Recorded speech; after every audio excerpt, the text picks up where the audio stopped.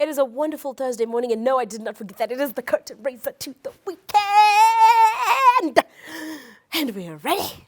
Are you ready for the weekend? Are you ready to have a good time? Let me know what you're going to be doing this weekend. The feedback platforms are the Zim Papers TV Network Facebook page or at ZTM Prime on Twitter, at ZTM Prime on Instagram. Where will you be? Are you going to be out and about? What are your plans for the weekend? Please do let us know. Now, today I am sitting down with a young lady, beautiful, well put together lady, who, of course, has made it her business to be in the industry of making sure we look pretty, we look good, we're dressed well, we look presentable. Personally, I think she should be my okay. Hey Nyasha, how are you? Hi, I'm good, and yourself? I'm good. You look wonderful. Thank you. I suppose as a fashion designer, you should look wonderful. It's kind of part of your It's portfolio. protocol. It is. It's protocol. a must. It is protocol. So Nyasha, tell me, are you one of those who had like dolls that you sew clothes for and dress? Not really. Huh? I didn't. Funny enough, growing up as a child, I was more into art than Really? fashion. But they're kind of related. You know, this is okay. Well, look, they're related. Can't explain Here how, and but there, here and there. And then school. School, I started attending fashion and designing in high school, Form 1. It was part of my option subjects. And then I decided to take it up for A-level. Wait, no, let's go back to Form 1. Did you take it because it was the only option that appealed to you? It was the only option available? Everything else looked difficult? Why did you take it? I actually wanted to take art, but then my mom made me scratch it out. She's like, no, take fashion and designing. Mom, did she want free clothes? I have no idea. She was like, it's going to help you in the future. I was like, okay, whatever. I guess she kind of knew what she was doing. She could because see the look at you future. now, look at you now. So you take it through A-level, you go all the way to university with it. Yes, I did. What was the experience like? I mean, I'd like to sit in a fashion and design class. Just take us maybe through one sitting. It was exciting. I won't lie. We worked in cycles of 6 weeks. So each cycle was 6 weeks long and would go through the whole process of designing, technical drawing, of design research. And then from the design research, you come up with your collection. And then from the collection, we had the option of making one dress out of like the 6 or 8 that you'd have designed and would go into the production process. And then after the production process, we restart the whole cycle again. So basically, it gave you a holistic look at how the industry functions. Yes, and it did. where you want to play a part in. Yes. Now, you said something that was very... this is the first time I've heard this. Design research. Yes. What is that? That's a very good question. I'm also wondering what it is.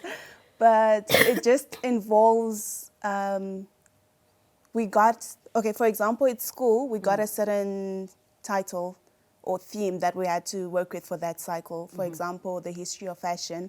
And then in the history of fashion, that's when you start doing your research as to what the outfits were entailing and what the people would wear.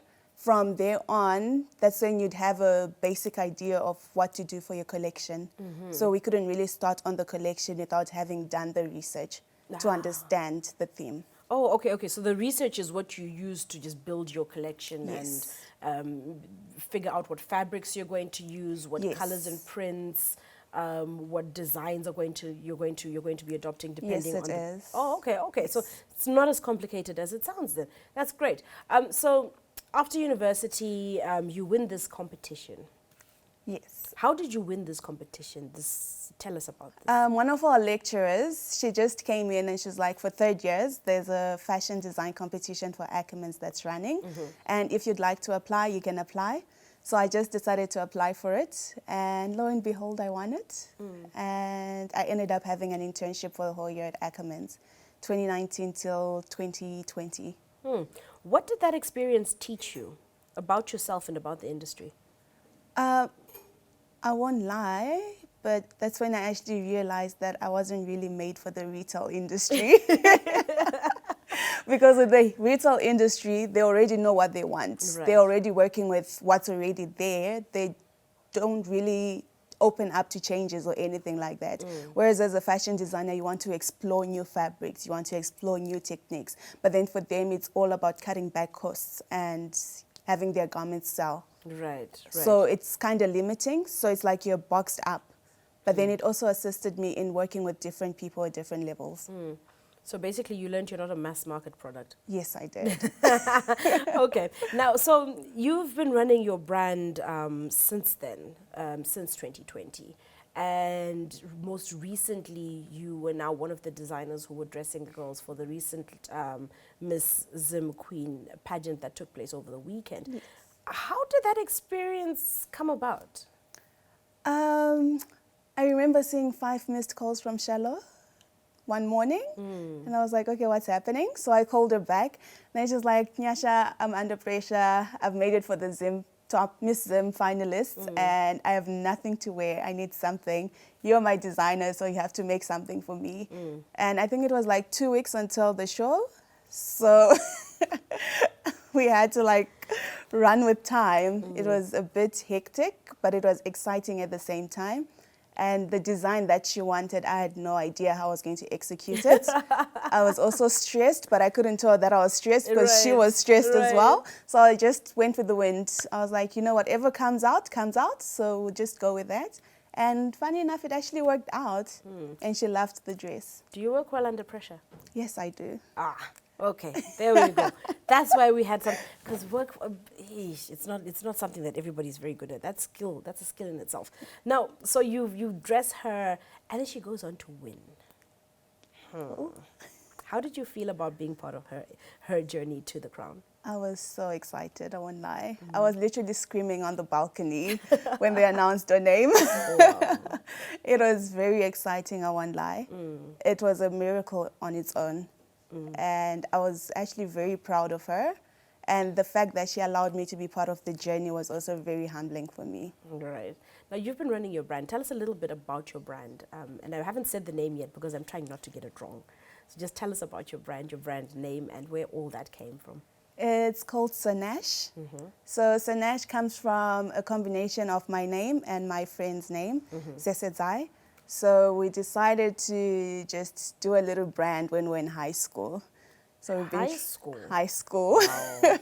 It's just a name we came up with in high school, and we tried to do it together, but then she's like in a different field. She's doing medicine, so the time and everything was a bit hectic. So I just decided to just take a leap of faith and go with it, go with the wind and do it on my own. And it's been exciting. It's a haute couture brand, so we do occasional wear.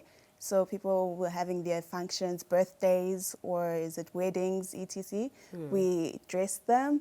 And usually the clients are the ones who come to us with like what they want to wear. Right. Because one thing I've noticed about the Zimbabwean clientele, they want what's on Pinterest. Right. Yes, they already want what's already out there. What Kim Kardashian was wearing on the red carpet, that's what they want.